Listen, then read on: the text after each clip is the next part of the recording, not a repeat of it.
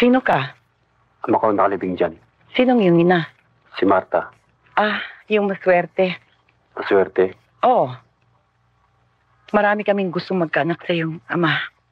Pero si Marta lang ang pinalat. At ang babaeng pinakasalan niya. Pumikot sa kanya. Di ba ikaw yung lalaki nasa dyaryo? Hindi ka pa natatakot? Gusto ko malaman ng totoo. Kaya ako lumapit sa'yo. Baka may mangyari sa akin.